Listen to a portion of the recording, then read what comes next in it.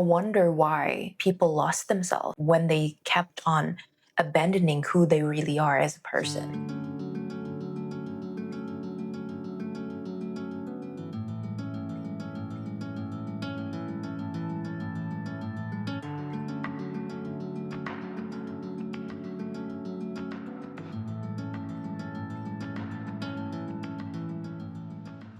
So today I want to do like a little get ready with me while just talking about what does it mean to get to know yourself. As a co-founder of a nonprofit that's called mengenaldiri.id, which means getting to know yourself.id, that questions of who are you as a person has always been in my head for years and years and years and years. I remember I also was ruminating on this one particular question for so long, which is, who are you when you have no one to impress, nothing to gain, and nothing to prove?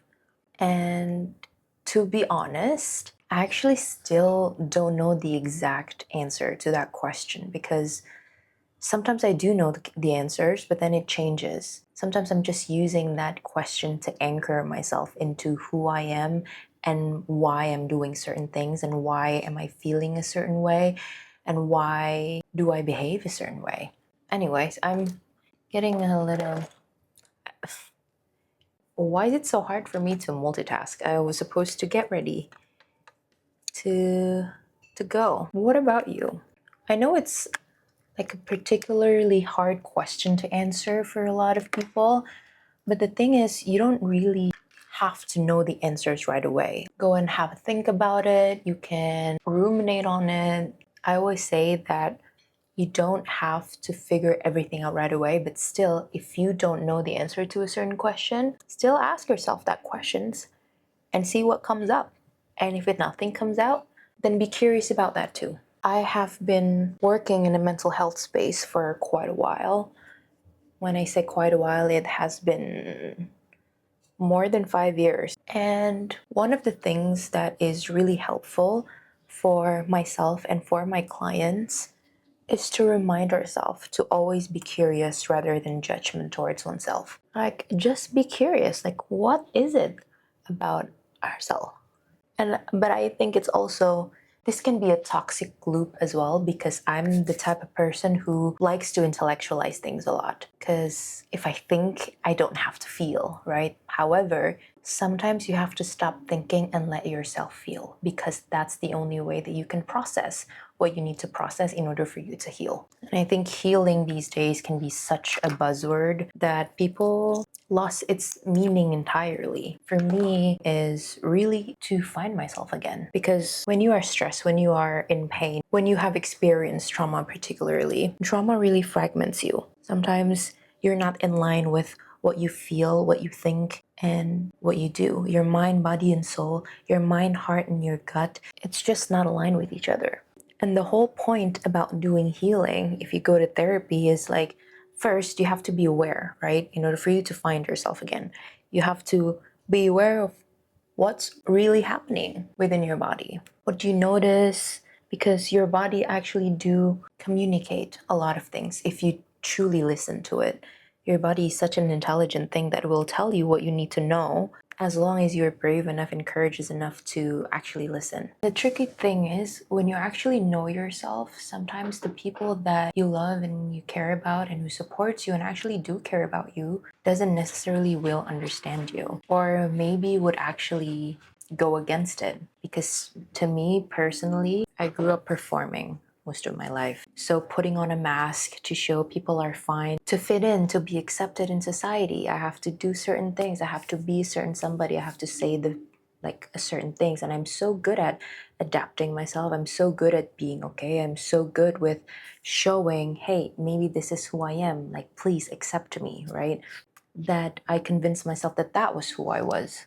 And then I also successfully convinced my family and the people around me that that was who I was. When in truth, that's not my authentic self. That was just my adapted self. And that's one of the reasons why I want to start this channel as well, so that I can start slowly to show who I really am.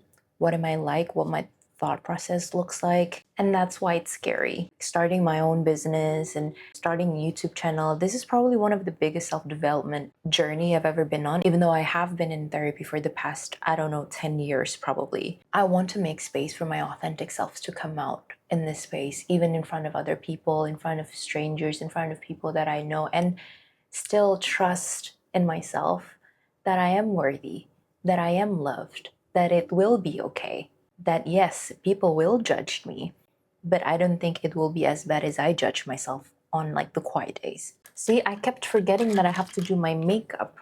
I actually would invite you, anyone who's watching, to really ask yourself that, to differentiate when I show up to the world. Is this my adapted self or is this my authentic self?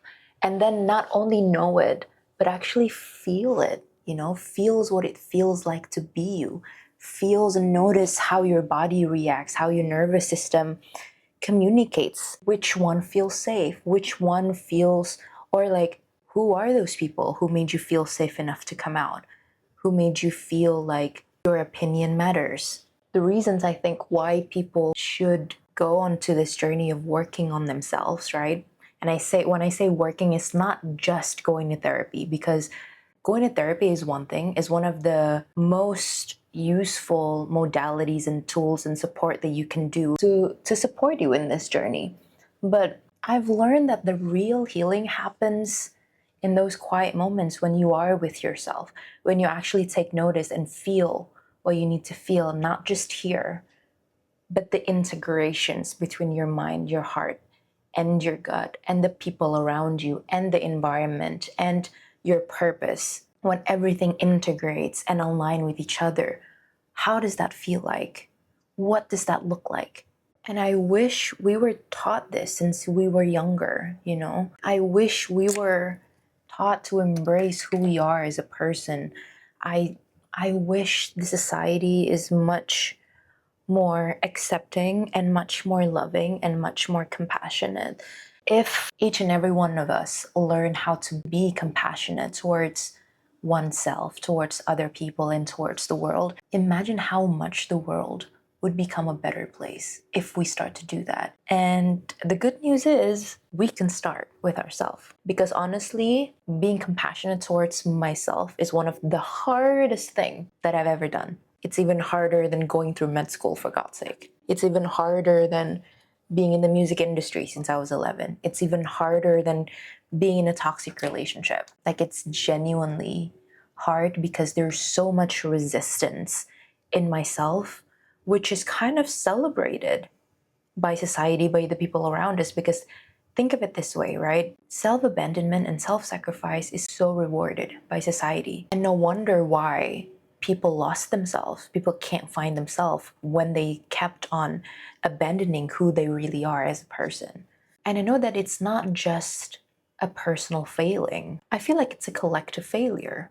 We live in a society where it's really hard to actually heal. A lot of people are still in ongoing trauma. So of course, healing and finding yourself again when something kept pulling them away from themselves is going to be really difficult. So that's why I wanted to create a space where, I come here being as honest as I can, being as authentic as possible, building a community where we can do the same, where we can lift each other up, where we can support each other, where we can actually discuss and disagree and still respect and love each other. I want this space to actually embrace diversity and embrace unique way of thinking and embrace different backgrounds and different perspective, and celebrate both end. It doesn't have to be either or all the time, like either you're bad or you're good. There's no such thing as just good or just bad. We are a dynamic, complex being.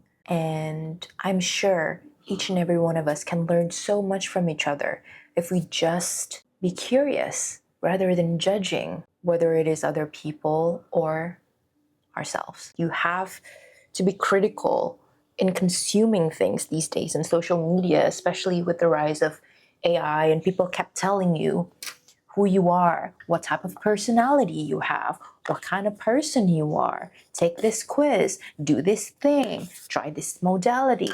And it's like, The only person that can truly know yourself 100% as honest as possible is you. Even if you go to therapy, even if you go to see me, and then we'd have sessions together, we're all just guiding you to find the answers for yourself. We're not gonna tell you, you are this type of person, you are this, and you should do this, and you should do that.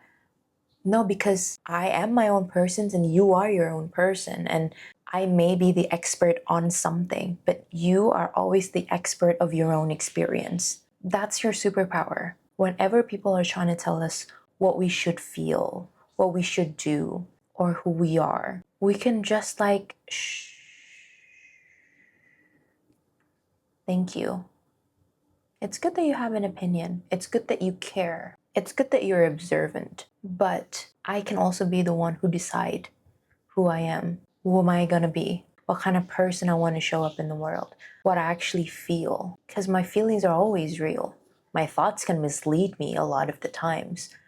But then I'm the only person who knows exactly the complexity of my own being. So yes, people can have a lot of things to say, but mine holds more weight. So wait, give me a few seconds to finish my makeup because apparently I can't do this at the same time unless I'm gonna be talking to you about the makeup I'm wearing, which let me know if that's something that you would like to see.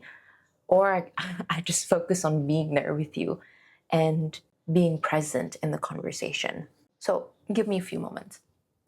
I guess to summarize, what does it mean to truly know yourself? Is understanding the complexity of all of you. Your mind, your feelings, your body, purpose, and all of the factors that contributes to your being, whether it is your risk factors or protective ones. But knowledge is not where your journey ends. That's just the doorway of your own embodiment of yourself. Having those knowledge doesn't mean you get to say, well, this is me, so take it or leave it. But it actually allows you to take accountability of your own self and becoming the better versions of yourself because of all of the wisdom given by the integrations of all parts of you. In consequence, by doing this, you're making the greatest contribution to society and the lives of those you care about. So yeah, I hope this helps, and I'll see you on the next video.